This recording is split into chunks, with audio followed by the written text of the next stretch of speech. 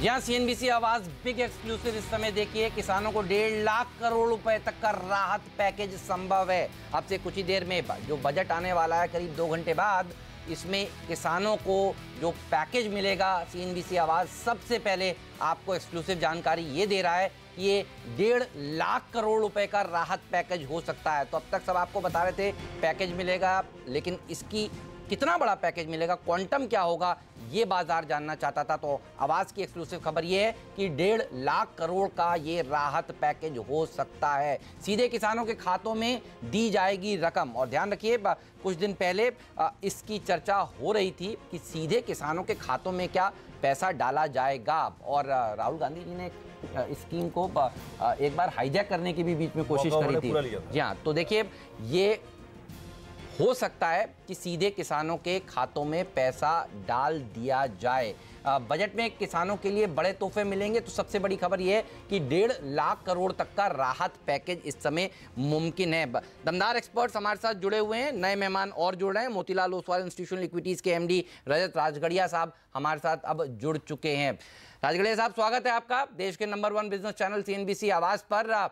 इस समय सबसे बड़ी खबर यह है कि 1.5 लाख करोड़ का राहत पैकेज किसानों के लिए लगभग तय है। आप कैसे देखते हैं इस खबर को? आप क्या मान रहे हैं, क्या हो सकता है बजट में? नमस्कार। नमस्कार सर। वेल, जैसे ये बजट तो इंटरिम बजट होता है, बट आप लोगों ने इतनी एक्साइटमेंट बना दी है कि ये फुल बजट टाइप ही लग रहा है।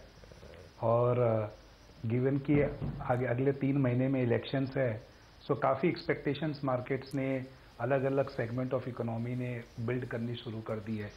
ऑफ कोर्स मुझे लगता है कि फार्म साइड में, रूरल साइड में काफ़ी ज़्यादा फोकस रहेगा।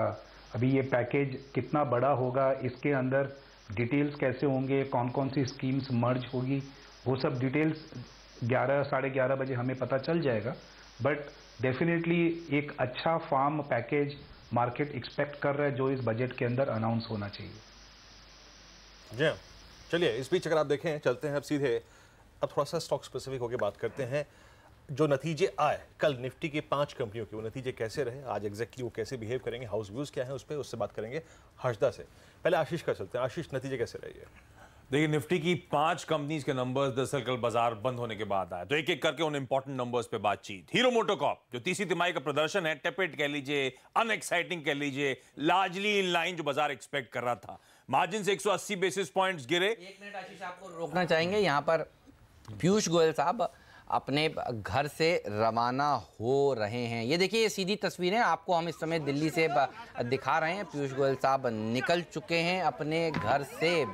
तो ये हैं इस वक्त की सीधी तस्वीर। तैयारी देखिए पूरी हो चुकी है, बहुत 2.5 घंटे ही कुल बचे हैं और हम आपको ये दिखा रहे हैं सीधी तस्वीरें। बहुत ही इंटरेस्टिंग होने वाला है। दरअसल बजट को कैबिनेट अप्रूव करता है, उसके बाद राष्ट्रपति जी इसको मंजूर करते हैं, उसके बाद संसद में रखा जाता है।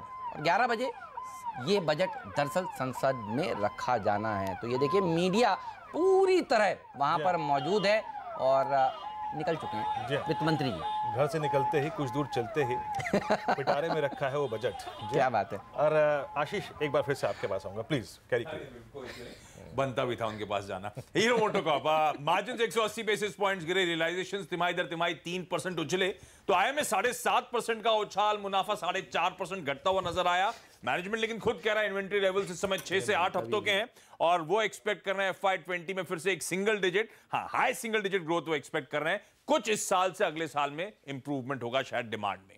भारतीय Airtel largely in line numbers हैं। आय तिमाही दर तिमाही 0.5% बढ़ी, पर मार्जिन 30 बेसिस पॉइंट्स घटे हैं और इंडियन मार्जिन अभी भी कमजोर हैं। और जैसे पिछले कुछ क्वार्टर से आप देख रहे हैं, अफ्रीकन धंधा मदद कर रहा है मार्जिन परफॉर्मेंस में, तो वहीं से वो मदद इस बार फिर से एक बार स्ट्रॉन्ग अफ्रीकन परफॉर्मेंस है। मुनाफा 27% गिरा है, 86 करोड़ रुपीस का मुनाफा है, जबकि स्ट्रीट उम्मीद थी 900 साढ़े 900 करोड़ रुपए के घाटे की। पर वो इसीलिए है क्योंकि वन टाइम एक्सेप्शनल गेन आया है 1020 करोड़ रुपए का, वो डीकंसोलिडेशन ऑफ पेमेंट बैंक के चलते। वेदांता ऑपरेशनली नंबर्स में कोई दिक्कत नहीं, ओके सॉर्ट ऑफ नंबर्स हैं। आय 3% गिरी, ऑपरेटिंग मुनाफा 15% गिरा, मार्जिन 350 बेसिस पॉइंट्स गिरे, मुनाफे में 19% का दबाव और स्ट्रीट मान रहा था इस तरह का परफॉर्मेंस। पर दिक्कत यहां पे आ गई है, जो एक कैश एलोकेशन करा है जिसपे सवालिया निशान उठे हैं। अब ये लोग वॉल्कन इन्वेस्टमेंट जो कि एक प्रमोटर एंटिटी है, उससे एंग्लो अमेरिकन का स्टेक खरीद रहे हैं। $200 मिलियन दे दिए हैं, कुल मिलाकर $500 मिलियन देने, ये कल की कॉन कॉल में मैनेजमेंट ने हाईलाइट करा है। तो 1400 करोड़ रुपए दे चुके हैं,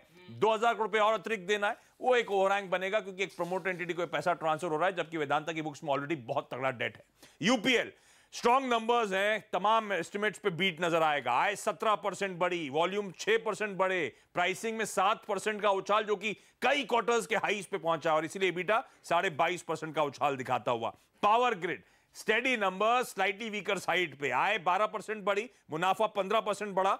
8 से 9,000 करोड़ रुपए की कैपिटलाइजेशन की एस्टिमेशन थे इस क्वार्टर को लेकर, 8,200 करोड़ रुपए पे आए। तो लार्जली 9 नंबर्स आपको पावर ग्रिड के। ऑलराइट, तो ये हैं 5 दिग्गज निफ्टी की कंपनियां जिनके नतीजों के ऊपर भी आज हमें सुबह सुबह रिएक्ट करना है। बहुत सारी खबरें हैं जिनके ऊपर हमें रिएक्शन देना है और बहुत सारी खबरें दरअसल बाजार के दौरान आ भी रही होंगी। अच्छा, आज ऑटो सेल्स के बिक्री के आंकड़े भी हैं जनवरी के, तो 1 तारीख है, तो देखिए ध्यान रखिए वो बिक्री के आंकड़े भी आएंगे। लेकिन sptulsian.com के SP तुलसियान जी के पास चलते हैं और सबसे पहले उनसे समझते हैं कि उन्होंने किस तरह से रीड किया ये जो नतीजे कल बाजार बंद होने के बाद आए हैं। तुलसियान साहब गुड मॉर्निंग, बताइए भारतीय Airtel, hero MotoCorp, Vedanta, power grid, UPL, क्या राय है आपकी? हेमंत, अगर मैं इन रिजल्ट्स को क्विकली एनालिसिस करूं तो 2 रिजल्ट्स ने मुझे प्रभावित किए हैं। एक है यूपीएल, दूसरा है पेट्रोनेट एलएनजी। और अगर मैं भारतीय एयरटेल और वेदांता के रिजल्ट्स पे लूं तो मैं कहूंगा कि रिजल्ट्स पे भारतीय एयरटेल में डिसअपॉइंटमेंट कंटिन्यू दिखाई दे रहा है, क्योंकि अगर आप जो इंटरेस्ट का अगर एडजस्टमेंट या एक्सेप्शनल गेन नहीं होता तो शायद इस चीज़ की दिक्कतें और ज़्यादा ऑप्टिकली विजिबल होती। सिमिलरली वेदांता में भी है, अगर आप देखें अदर इनकम 1400 करोड़ की है, जो कि दोनों क्वार्टर में QOQ और YOY में 500 से 550 करोड़ की। तो अगर आप अदर इनकम को भी निकालें तो वेदांता के रिजल्ट थोड़े से डिसअपॉइंटेड ही आपको दिखाई देंगे। और हीरो मोटो से मेरे हिसाब से ऐसी बाजार मान के चल रहा था कि मार्जिन अंडर प्रेशर है, सेल्स भी थोड़े से गड़बड़ाए हुए थे, तो मैं उसको इतने ज़्यादा कोई चीज़ का इससे इतनी दिक्कत नहीं मानूंगा। लेकिन जो दूसरे रिजल्ट्स ने मुझे प्रभावित किया वो है खास करके गुजरात अल्कली, काफ़ी अच्छे नंबर्स आए, कास्टिक सोडा मेकर्स हैं। NMDC के नंबरों ने काफ़ी ज़्यादा प्लीज किया। स्पॉन्ज आयरन में बनाने में उनकी थोड़ी क्वांटिटी का प्रोडक्शन का दिक्कत थी, लेकिन उसके उपरांत भी पोषक एक कंपनी है जो एलेम्बिक ग्रुप की कंपनी, उसने काफ़ी अच्छे नतीजे दिए। ओरिएंटल कार्बन जो कि कार्बन ब्लैक बनाता है, उन्होंने काफ़ी अच्छे नतीजे दिए। कैना मेटल ने काफ़ी अच्छे नतीजे दिए और क्रेडिट एक्सेस ग्रामीण, इन्होंने अच्छे रिजल्ट। तो कुछ चुनिंदा नंबर्स हैं जो फ्रंट लाइन और मिड कैप स्मॉल कैप में जो है मार्केट बंद होने के बाद में जाए, जिनका कि मेरा व्यू इसी प्रकार है। और तुलसियान जी, बजट से आपकी क्या एक्सपेक्टेशंस हैं, क्या उम्मीद कर रहे हैं? देखिए, जिस हिसाब से माहौल बन रहा है पूरे देश में, और अगर हर निश्चित रूप से रूलिंग पार्टी अपनी पूरी कोशिश करेगी कि चुनाव जीतना है और अगर उसका एडवांटेज लेना है तो उनको फोकस उनका सारा का सारा होगा फार्म पे और इकोनॉमिकली वीकर सेक्शन पे, जो उन्होंने ऑलरेडी अपना इंडिकेशंस दे दिया 8 लाख की लिमिट दिखा करके उनको। तो मेरी जो 2 चीज़ें रहेगी, निश्चित रूप से फार्म पैकेज एग्रीकल्चर के बूस्ट के लिए तो रहेगा, लेकिन जो 6 या 7 स्कीमें हैं सरकार की, घर से निकले हैं और अब पीयूष गोयल साहब नॉर्थ ब्लॉक पहुंच चुके हैं। ये देखिए, पहली बार आपको पीयूष गोयल साहब आज सुबह सुबह नजर आए। पहला विजुअल जो था वो तो गाड़ी में बैठे हुए थे, तो अब देखिए नॉर्थ ब्लॉक पहुंच चुके हैं और अब दरअसल ये अंदर ये देखिए आपको जाते हुए नजर आ रहे हैं। तो आज का दिन सबसे इम्पोर्टेंट है, मैन ऑफ द मैच तो दरअसल यही हो सकते हैं अगर ये मैन ऑफ द डे भी है। मैन ऑफ द डे भी हैं, बिल्कुल सही कह रहे हैं आप। और ये देखिए अब ये चले गए हैं नॉर्थ ब्लॉक के अंदर और इनकी टीम इनके पीछे पीछे अब जाती हुई। लेकिन तुलसियान जी सॉरी, कंप्लीट करिए अपना। जी, तो एक जो फार्म पैकेज पे तो निश्चित रूप से रहेगा कि अब उस सवाल ये कि कितना फंड एलोकेशन करते हैं और किस हिसाब से उस चीज़ को दी जाते हैं, फिर चाहे उसमें भूमिहीन किसान हो या फिर मंथली इनकम हो या फिर ईयरली उनके लिए कोई एलोकेशन हो। लेकिन जो दूसरी सबसे बड़ा जो मेरा एक नज़र रहेगा वो होगा इकोनॉमिकली वीकर सेक्शंस के लिए, जिसमें 10% का रिजर्वेशन किया था सरकार ने। 8 लाख रुपए का एक थ्रेशोल्ड रख के रखा है, तो उसमें जो 6 या 7 स्कीमें हैं सरकार की, उसको भी उस इकोनॉमिकली वीकर सेक्शन को उसके दायरे में लाना जाएगा, जो पहले बिलो पॉवर्टी लाइन के लिए था।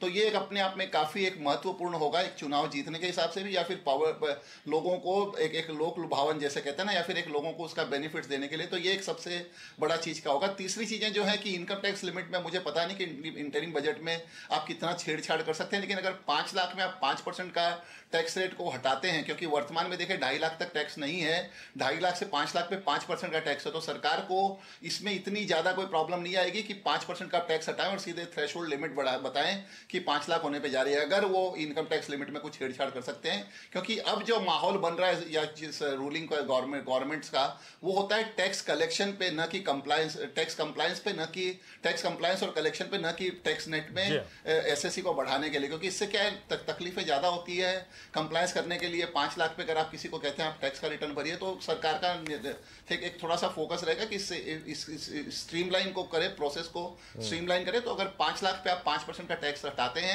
तो वो भी अपने आप में काफी पॉजिटिव होगा। तो 3 बोल्ड मूव मुझे दिखाई देते हैं जो इस बजट के मुद्दे रहने की संभावना है। तुलसीराम साहब, बहुत बहुत शुक्रिया, आप इस कार्यक्रम में शामिल हुए, नतीजों पर बात की आपने, बहुत बहुत शुक्रिया। राजगढ़िया साहब, मैं आपके पास आऊंगा और मैं आपसे ये पूछना चाहूंगा कि इस बार के हमने नंबर्स देखे प्राइवेट स्पेस के, प्राइवेट बैंक्स के, माफ कीजिएगा, अच्छे नंबर्स थे। Axis bank all time high पे चला गया, लेकिन आज एक नई स्टोरी है और वो है पीएसयू बैंक्स में और इनका अब पीसीए से बाहर आना। इसको आप कैसे देखते हैं एग्जैक्टली?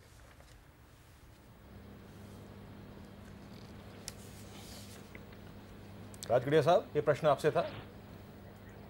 आई थिंक ये मुझसे मेरा संपर्क उड़ गया। तो यही प्रश्न प्रकाश दीवान सर आपसे, ये जो 3 पीएसयू बैंक को निकाला गया, कल देर शाम press release I, OBC, bank of India, bank of Maharashtra, इनको आज आप किस तरह से अप्रोच करते हैं और क्या होप बनेगी बाकी के पीएसयू बैंक्स भी अब जल्द निकलेंगे? आज मार्केट किस तरह से रिएक्ट करेगा इस खबर पर? नहीं, मार्केट तो आप देखिए, बैंक ऑफ इंडिया को लेके तो रिजल्ट्स खराब होने के बावजूद भी जो एक्साइटमेंट बना रहा और कभी भी स्टॉक ने डिसअपॉइंट नहीं किया उसके बाद, थोड़ा एक्सेप्ट फॉर एक शॉर्ट ओपनिंग ट्रेड में, वो साफ जाहिर कर रहा था कि कहीं ना कहीं एक मार्केट एक्सपेक्ट कर रहा है कि यहाँ एक पुल बैक आएगा इस न्यूज़ को लेके है या कोई पॉजिटिव एक्सपेक्टेशंस को। पीसीए से निकलने से इमीडिएटली कोई इनको री रेट होगा, फ़ायदा होगा, ऐसा कुछ नहीं है। बट एटलीस्ट जो पीछे हट जाते हैं और जो गैप इनके और दूसरे बैंक्स के बीच में बढ़ जाता है, जो लेंडिंग कर सकते हैं, और इस टाइम अपॉर्चुनिटीज लेंडिंग की अच्छी खासी हैं एसएमईज को, खास करके जब एनबीएफसी थोड़े से ढीले पड़े हुए, तो आई थिंक मार्केट इसको पॉजिटिवली लेगा। इनमें से आपका फेवरेट कौन सा होगा? बैंक ऑफ इंडिया है, वो रिजल्ट से पहले भी था और अभी भी है, और मेरा टारगेट थोड़ा सा इस पर लंबा है। मैंने 135 का उस टाइम टारगेट दिया था जब ये करीब 88 रुपीज़ पे था। तो इस पर रखिएगा नज़र। ये है इन तीनों में सबसे बढ़िया प्रदर्शन दिखाने वाला शेयर। रजत राजगढ़िया साहब, आप कैसे देख रहे हैं? पहले हमने देखा एएसएम ने बहुत सताया, बाद में एएसएम की लिस्ट छोटी हुई, अब पीसीए ने से देखिए शेयर बाहर आना शुरू हो रहे हैं। आपको लगता है धीरे धीरे करके बाकी के सरकारी बैंक्स भी पीसीए लिस्ट से बाहर आएंगे जो 8 बचे हुए हैं? और इस खबर को स्पेसिफिकली आप कैसे पढ़ रहे हैं? मुझे लगता है गवर्नमेंट का इंटेंट बहुत क्लियर है कि जैसे जैसे इकोनॉमी में क्रेडिट रिक्वायरमेंट्स बढ़ती जा रही है, वो चाहते हैं कि उस क्रेडिट रिक्वायरमेंट को बैंकिंग सेक्टर से मीट किया जाए। एंड जिस हिसाब से एनबीएफसीज में हमने चैलेंजेस देखे हैं, गवर्नमेंट का यही ऑब्जेक्टिव रहेगा कि एटलीस्ट क्रेडिट स्टार्व नहीं हो जहाँ जहाँ पर इम्पोर्टेंट सेक्टर्स है। एंड पीएसयू बैंक्स हमेशा फोरफ्रंट में रहते हैं। सो गिवन दैट काफ़ी बैंक्स इस पीसीए के अंदर थे, एटलीस्ट उन्होंने प्रोएक्टिव होकर के पिछले 1-1.5 महीने में एनपीए घटा करके और कैपिटल एडिक्वेसी बढ़ा के 3 बैंक्स निकाल लिए। एंड मुझे लगता है कि आने वाले क्वार्टर्स में वो बाकी के भी बैंक्स इस पीसीए के फ्रेमवर्क से बाहर निकाल लेंगे, so that her bank economy की क्रेडिट रिक्वायरमेंट को मीट करने में सक्षम हो। ये सब बहुत बहुत शुक्रिया, आप इस कार्यक्रम में शामिल हुए और बजट से पहले आपने हमसे बात करी, बहुत बहुत शुक्रिया। इस बीच हमारे साथ टेक्निकल एनालिस्ट रजत की बोस भी जुड़े हैं बात करने के लिए। रजत जी, गुड मॉर्निंग, कार्यक्रम में स्वागत है। आज के सर आपके ट्रेडिंग बेट्स कौन कौन से रहेंगे इस सेशन में? देखिए, ट्रेडिंग बेट्स में पहले है जेके पेपर, जो कि मैंने 132 के नीचे स्टॉप लगा के और 141 और 143 ये दोनों टारगेट मान के खरीदूंगा। और इसके अलावा वेदांता थोड़ा कंडीशनल बाई है, 199 के आसपास में उसका 50 डे मूविंग एवरेज है, उसको क्रॉस करते हुए ही खरीदना चाहिए। 196 रुपये 80 पैसे का स्टॉप लॉस लगा के 203 और 204.75 ये दोनों टारगेट मान के। तीसरी एक बैंक स्टॉक एसबीआई, उसमें 287 का स्टॉप लॉस लगा के ऊपर में 304 का टारगेट मान के एसबीआई भी खरीदना चाहिए। ये तीनों अभी प्री बजट पीक है स्टॉक्स हैं जिस पर रखिएगा नजर। और एसबीआई इसलिए भी क्योंकि इसके नतीजे आज आने वाले हैं। ध्यान रखिए, बजट तो चल ही रहा होगा लेकिन सीएनबीसी आवाज आपको ये भी बता रहा होगा एसबीआई सेकंड हाफ में किस तरह के नंबर्स पेश करता है। टाइटन भी देखिए कल भागा है, ये 1000 रुपए के पास आने की बिल्कुल देखिए अब कोशिश कर रहा था। अच्छा दिन चुना है इसने। और जी हाँ, और डॉक्टर रेड्डीज, बर्जर पेंट जैसी कंपनियों के नतीजे भी हैं। लेकिन हर्षदा हमारे साथ जुड़ी हुई हैं जो हर रोज आपको बता देती हैं कि ब्रोकरेज हाउसेस क्या मान रहे हैं जो कल खास तौर पर निफ्टी की कंपनियों के नतीजे आए। हर्षदा बताइए। क्योंकि आज उम्मीदें ज्यादा अच्छी चीजें होने की है तो पॉजिटिव स्टॉक्स के साथ शुरुआत करती हूँ। यूपीएल और नंबर्स के बाद डॉइचे बैंक ने कहा है कि खरीदारी करनी चाहिए स्टॉक में। 850 का टारगेट ये दे रहे हैं। अच्छी रेवेन्यू ग्रोथ और अच्छा क्वार्टर रहा है, उसका फायदा कंपनी के हाथ लगेगा। अनफॉर्चुनेटली इकलौती पॉजिटिव रिपोर्ट है। इसके बाद वेदांता देखिए, और वेदांता की आज धुलाई होगी। वो इंटर प्रोमोटर डील जो कंपनी ने की है, देखिए सीएलएसए ने कहा है कि बेचना चाहिए स्टॉक को। टारगेट भी अब आया है 170 पर, पहले टारगेट इनका 250 का था। जेपी मॉर्गन अपनी ओवरवेट की रेटिंग के साथ अपने टारगेट्स को कम कर रहा है, 345 से 300 रुपए तक लेकर आए हैं। और मक्वारी ने कहा है कि अभी अपना टारगेट घटाएंगे, 260 से इसको 223 पर लेकर आए हैं। तो यहां पर दबाव देखने को मिलेगा, स्टॉक पिट सकता है आज की डेवलपमेंट्स पर। रिलेटेड पार्टी ट्रांजैक्शन सबसे बड़ी चिंता होती है। कैश का ठीक से इस्तेमाल कंपनी नहीं कर रही है। अब आते हैं भारतीय एयरटेल पर। नंबर्स ठीक लगे हैं सीएलएसए को, बाय कॉल दे रहे हैं 425 के टारगेट के साथ। वहीं हीरो को लेकर निराशा है और सीएलएसए ने कहा है कि बिकवाली करनी चाहिए। इन्होंने 2800 से टारगेट अपना 2400 तक लाया है। नोमुरा की न्यूट्रल रेटिंग है, टारगेट 2802 दे रहे हैं। क्रेडिट स्विस है जो कह रहा है ये स्टॉक को इस समय अपग्रेड करना चाहेंगे। आउट परफॉर्मर की रेटिंग 2990 का टारगेट दे रहे हैं और उनको लग रहा है कि इन लेवल से डाउनसाइड नहीं देखने को मिलेगी। स्टॉक जल्द ही रीरेट होगा जैसे ही डिमांड पिकअप देखने को मिलेगी। तो ये अलग अलग ब्रोकरेजेस की राय इन सभी दिग्गज कंपनियों पर। ऑलराइट, तो इन पर रहेगी नजर। शुक्रिया हर्षदा आपका इस जानकारी के लिए। हीरो मोटोकॉर्प पिछले कुछ दिनों से बहुत जोर से गिर रहा था, अब नतीजे आ चुके हैं और नतीजों के बाद आज इसके ऊपर सबकी निगाहें टिकी रहेंगी, क्या ये रिकवर होता है। लेकिन